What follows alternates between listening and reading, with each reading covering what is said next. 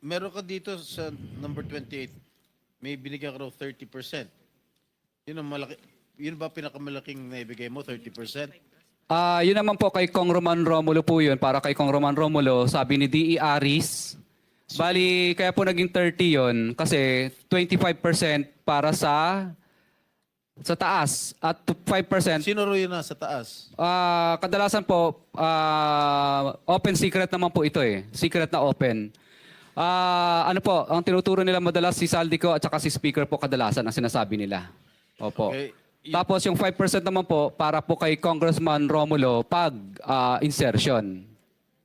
Pag hindi naman po insertion, NEP, mabababa ng kapiraso. Yung pinakamalaki, 30% yun na shell out mo. Kasi po kasama na po doon yung Yeah. insertion. Yung parking fee o pass-through. Kaya naging 30. Yes, I understand. Kaya nga, yun ang pinakamalaki. Kasi yung ordinaryo, 25%.